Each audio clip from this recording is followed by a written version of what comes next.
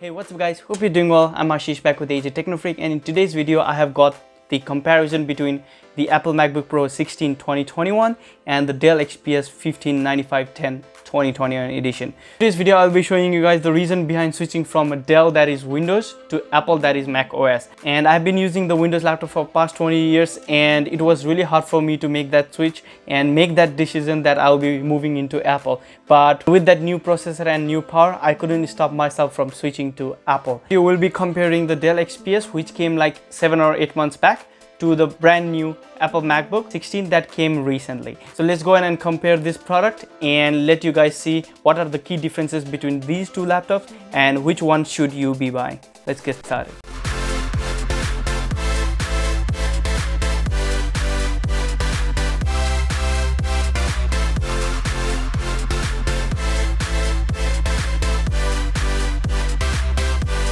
Alright, here we have got the two of the best laptops on both of the worlds. That's gonna be the Windows as well as the Mac OS. So on this side I have got the Dell XPS 15 9510, and this one is the newly released Apple MacBook Pro 16-inch base model, and I have already ordered my M1 Max chip Apple MacBook Pro 16-inch, which is gonna be coming soon, and I'll be posting the reviews on that particular model as well and which one I think is gonna be the best for you guys. So in this video today I'll just be comparing different kinds of features as well as how powerful these particular machines are using Cinebench R23, and I will also show you guys how well these laptops are thermally managed. So this one basically tends to get heated up way too quickly. I have not yet heard any fan noise from the new MacBook, and it barely even gets warm. Even if I was doing 4K video editing as well as light photo editing, this laptop was a beast. I never heard the fan noise and it barely got to 35 to 40 degrees Celsius. So that one was the max that it got to. And in this Dell laptop, even if I'm doing like light work such as web surfing and stuff,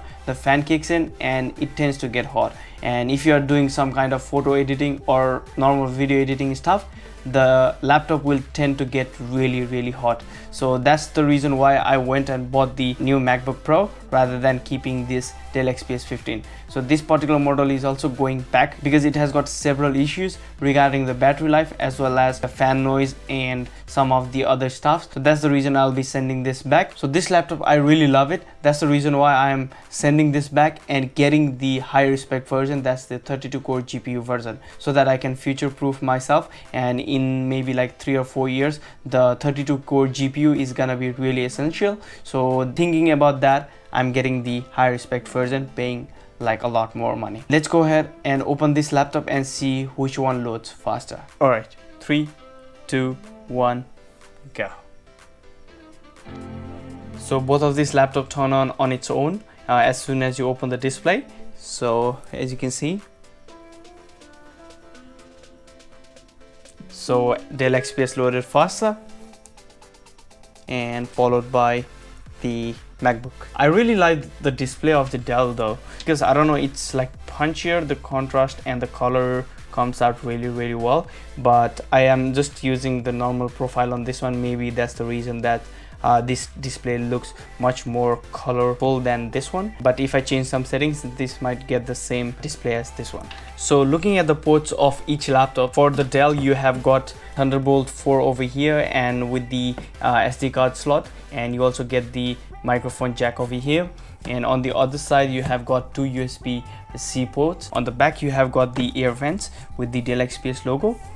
There you go, that's your air vent. And by the way, you can change the RAM as well as upgrade the SSD on this particular model, whereas on the MacBook Pro you can do that. So as you all know, Apple is very restrictive whenever it comes down to upgradability. You can't change the specs of this particular laptop after you have bought it, so better decide in advance what you want to get and do a little bit of more research so that you don't have to regret later that you got the lower spec version. So on this particular model you can change the RAM as well as you can upgrade the SSD on your own. So that's the benefit of this Dell XPS. And looking at the speakers, there is 2 speakers on the front and a massive trackpad. Now, although it's smaller than the trackpad on the 16-inch version of the MacBook Pro, it seems really soft, and in this one it's like really smooth and feels like metallic rather than the plastic over on the Dell XPS, and it has got this carbon fiber theme going on over here. And if you have seen my previous video, you know the trouble that I had to face with the Dell XPS laptops with their trackpad issues, and it is still there. So not on this side. So this is the issue with the Windows laptop, and especially with Dell, as I have bought the Dell laptop. Trackpad is not really well built, and if you compare that to the Apple MacBook, there is hardly even clicks on any side. And as you guys know that the Apple has the best trackpad in the business, so it's like really good compared to what you get in Dell. So looking at the ports of the Apple MacBook, you get USB C, that's the Thunderbolt 4, and you also get the HDMI. So I think that's HDMI 3, not the HDMI 3.1.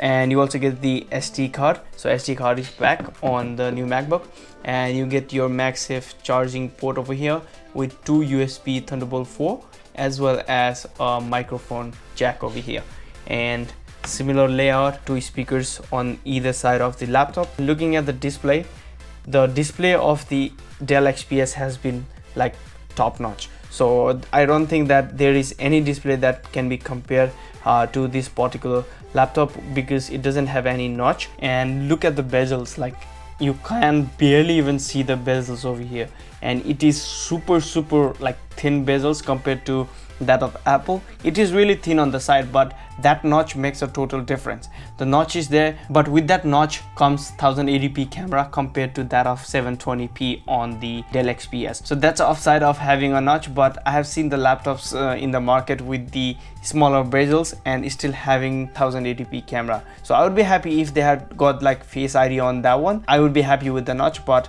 only with the 1080p camera and putting that notch doesn't seem fair to me. I don't mind that, like whenever you're using some kinds of apps, the notch tends to hide on the top bar and you barely even notice that the notch is there. But whenever you are using this, doing something which can cover the entire display, then you will notice the notch. So at first it was hard for me, but as soon as I was using it like for 2 or 3 days, I got used to it, and now I don't even notice that the notch is there. So that's fine for me, but like you have to bear in mind that the notch, if you're not a huge fan of notch, then this laptop might not be for you. And looking at the keyboard layout, it is somewhat similar, so black and black. And now Apple have changed the back layout of the keyboard to black. Previously I think it used to match the color of the laptop, and now they have changed it to black, which I'm really happy about, because it matches the color of the keys, and I don't have to be worrying about different colors contrast that is going on with the keyboard layout. And I'll just type in the keyboard just to let you guys hear for yourself how the keyboard sounds. So first of all, let's try with the Dell. It feels really soft, and the keyboard is like a lot more better than it used to be in the past with the Windows laptop. And I really love the keypad and the feel that you get after typing on this keyboard. So that's your Dell. Let's move on with the Apple MacBook. I think they have changed the way the keyboard feels on this MacBook, because they are saying it somewhat mechanical type of feeling that you get when typing. So it's clicky, that's the reason why it feels that mechanical kind of feeling. So here we go. It's a lot more clicker than this one. This feels flatter and this feels clicky. But I enjoy both of the keyboard. There is no complaints on either of them. So it's good on its own side, and the Apple MacBook is good on its own side. I don't know about the butterfly keyboard in the past, like everyone used to hate it, but I have never experienced that before. So I don't know how the butterfly keyboard were and why people hated it, but this keyboard is really good. And one thing I'm feeling is whenever I'm typing on this one, this material feels a little bit warmer than this one, because I think because of this aluminum body on the outside, it feels cold to the touch. So this one feels a little bit, you know, softer. It's really like fingerprint magnet. As you can see, it gets the fingerprint way too easily, as well as your sweat from your palm. And whenever I'm resting it on this Dell XPS, I can't feel the edges being sharp. So it's sharp over here on the like corners, but whenever I'm typing, I can't feel that. Same thing here, but because of this bigger body, you wouldn't be resting your hand like this, but it's like smooth on the sides. kind of similar, but I prefer this one because of the bigger palm rest over here. So that's your Apple, that's your Dell. So that's the keyboard and the trackpad. As I already said, Apple one is a lot more better than any other laptop that's available in the market. So this one has the best trackpad in the laptop industry. So there is no competition for the Apple MacBook when it comes down to trackpad. And that's your keyboard and the trackpad on the Dell XPS and the new Apple MacBook. And looking at the display, it gets really brighter, but I think it goes all the way to 500 nits on this one and all the way up to 1600 nits on this one. So this will be really beneficial whenever you are trying to get your work done on the sunny environment. This display will be much more visible than the Dell XPS over here. So let's start the test with the speakers of these both laptops. I really like both of the speakers, and it sounds really good. The bass and the clarity of the sound is top notch when it comes down to a speaker. And from Windows side, I think this is gonna be the best sounding speaker. And Apple, everyone knows the speakers are amazing. So let's go ahead and play this NCS music, and you guys listen for yourself which one you like better.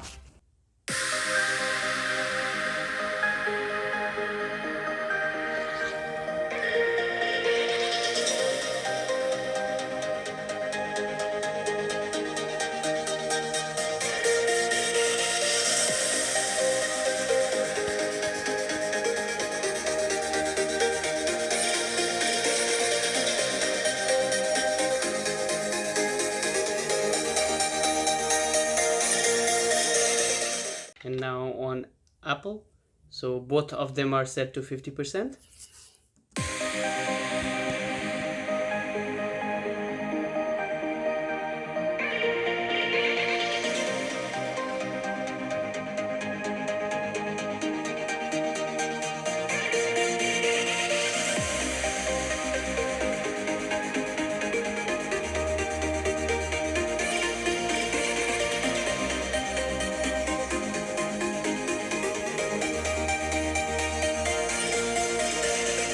So moving on with the Dell again, so I'll just increase the volume to 75%, and there we go.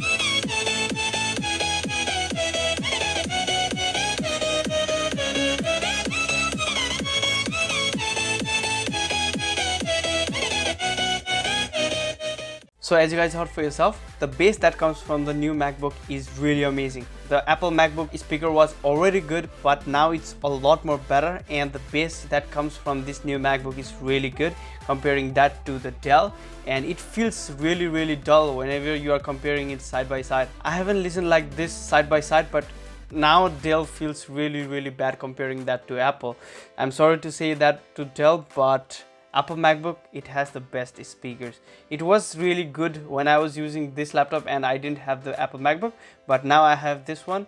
This sound is really good. So I really love the sound that comes from the Apple MacBook. So that's your sound test on the Dell XPS and the Apple MacBook Pro.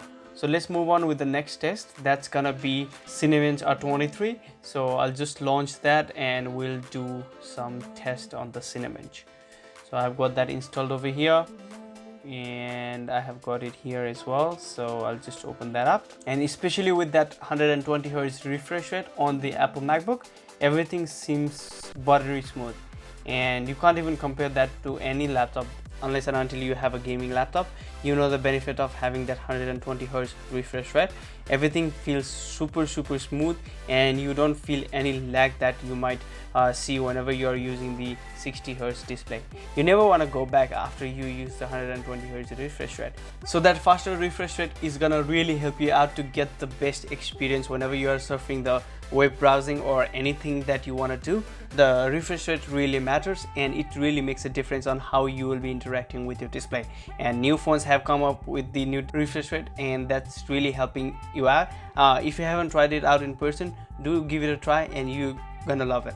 And if you are looking into this size of display, comparing that to like the small phones, you wouldn't notice that much, but in that bigger display it's gonna be much more noticeable. So that's gonna really help you out to get the best experience. So 120 Hz refresh rate is the key, and I think most of the laptop that will be coming up in the years to come is gonna support that. So let's move on with the Cinebench R23 over here. But before starting the test, I need to plug the Dell XPS with the external power adapter. As you know, Intel like laptops, if you are not plugged in, you wouldn't get the best experience, but Apple, it's not the case. Even if you are using the battery power, it's gonna give you the same performance as if you are plugged into the wall outlet. So that's a really good thing. Like if you are traveling and doing most of the things outside of your house and you don't have a wall outlet close by, then you can use the MacBook with full potential without you needing the wall charger. So that's another thing I like about the Apple laptops.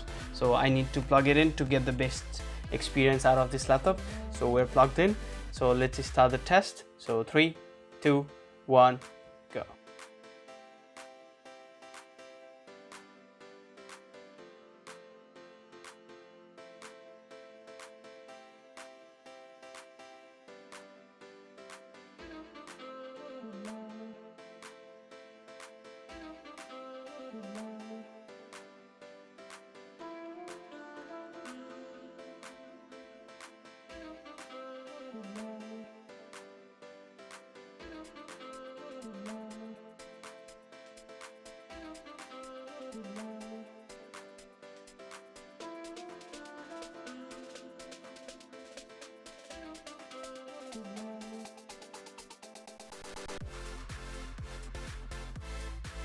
So it's like dead silence. You can't hear the fans on the Apple MacBook even if it's getting hot. This one is a lot more hotter, but it's getting hot over this side, but on the keyboard and stuff it's all fine. This one is way cool. Yeah, this part is really hot in the middle of the keyboard. Nothing up here. Here it's really hot. Same with this one. So let's see how long is it gonna take to finish this one.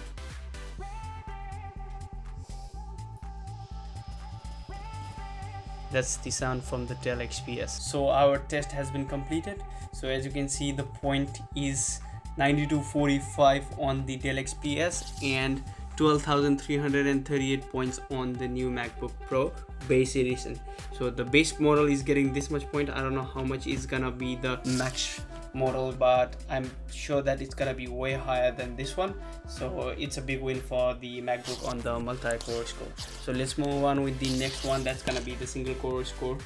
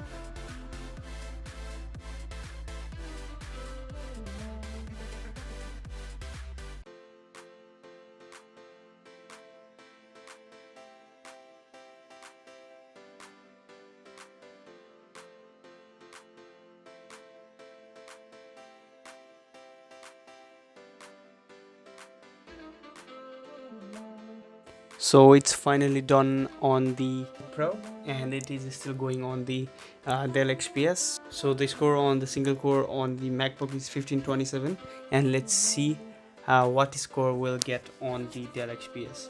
And by the way, fan is going way too crazier now, and it is not too like bad.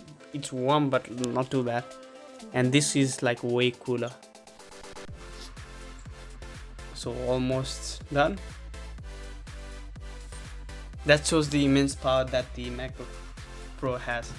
So it got the score of 1447 points. So 1447 on the single core, 1527 on the single core on the MacBook, and the multi-core 9245 on the Dell, and 12,338 points on the Apple MacBook with the multi-core score.